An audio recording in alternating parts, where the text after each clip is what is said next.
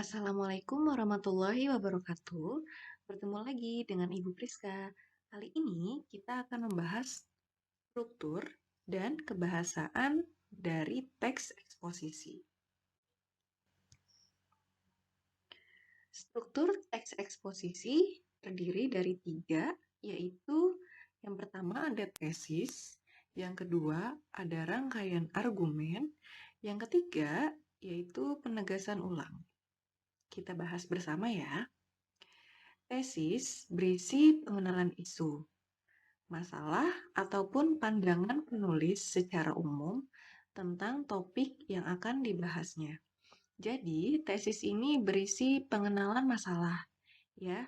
Selain mengenalkan masalah, selain berisi pandangan umum dari si penulis, ya, biasanya juga disertai oleh data-data terlebih dahulu.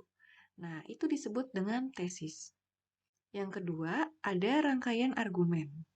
Rangkaian argumen adalah sejumlah pendapat atau argumen penulis sebagai penjelasan atas tesis yang dikemukakan sebelumnya. Jadi kalau rangkaian argumen ini berisi pendapat ya, berisi argumen penulis. Jadi argumen penulis atau pendapat penulis yang dikemukakan dari si tesis tadi ya. Jadi masalahnya apa?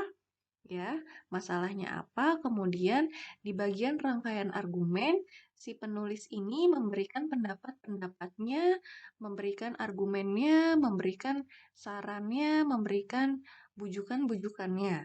Nah, itu disebut dengan rangkaian argumen. Lalu yang ketiga ada penegasan ulang.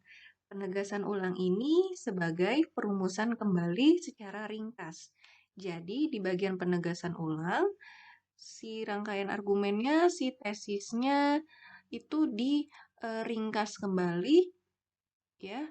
Kemudian bisa juga berisi bujukan-bujukan, ya, ajakan-ajakan atas apa yang ingin disampaikan oleh penulis, ya. Misalkan ajakan-ajakan tentang menjaga protokol kesehatan dalam masa pandemi.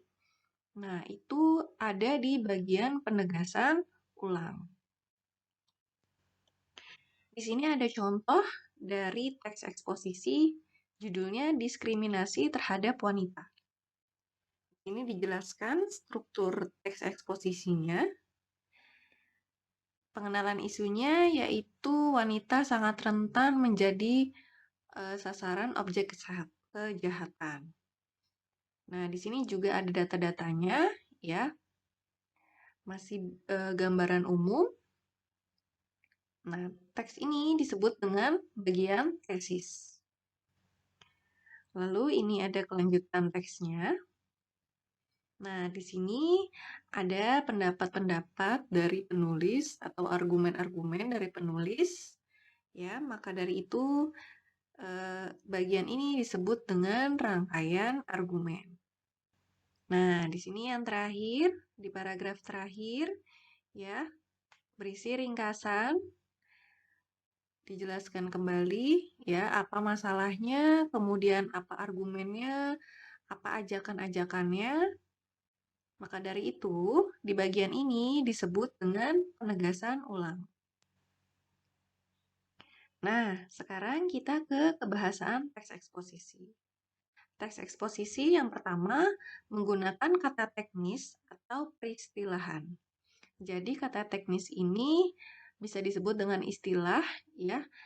Nah, dalam teks eksposisi istilahnya bisa berupa istilah bahasa asing ataupun istilah bahasa Indonesia. Istilah ini adalah kata yang memiliki makna ya. Biasanya kalian mencari dulu maknanya di dalam kamus ya. Bersifat ilmiah juga bisa. Nah, itu disebut dengan kata teknis. Contohnya pakar, kemudian patriarki, kemudian kriminal, kemudian obesitas. Nah, untuk mencari artinya ini kan kalian harus membuka kamus, ya. Maka kata-kata ini disebut dengan istilah. Lalu yang kedua, bahasaan teks eksposisi menggunakan kata-kata yang menunjukkan hubungan argumentasi atau kausalitas. Kata-kata yang menunjukkan hubungan argumentasi atau bisa disebut juga dengan konjungsi kausalitas, itu ada jika, sebab, karena, dengan demikian, agar, ya. Nah, kata-kata itu bisa disebut dengan konjungsi kausalitas. Contohnya, lingkungan rumah kami sering banjir karena banyak warga yang membuang sampah sembarangan. Nah, kata karena ini bisa disebut dengan konjungsi kausalitas, ya. Sebabnya apa? Sebabnya warga yang membuang sampah sembarangan. Akibatnya adalah lingkungan rumahnya menjadi banjir. Kemudian yang ketiga, menggunakan kata kerja mental. Kata kerja mental ini sudah kita bahas ya dalam teks berita, yaitu kata kerja mental ini adalah kata kerja ya yang melalui proses berpikir terlebih dahulu. Jadi kamu melakukan sesuatu tetapi melalui proses berpikir terlebih dahulu. Misalkan memikirkan, menganalisis, memproses, menulis ya. Nah, untuk melakukan hal-hal ini, untuk melakukan pekerjaan ini, kalian harus melalui proses berpikir terlebih dahulu. Selain kata-kata ini, masih banyak kata yang lainnya ya, yang merupakan kata kerja mental. Nah, yang keempat, menggunakan kata-kata perujukan. Ada berdasarkan data, merujuk pada pendapat, sesuai dengan. Contohnya, berdasarkan data yang dirilis, Indonesia termasuk negara yang paling tidak aman terhadap kaum wanita.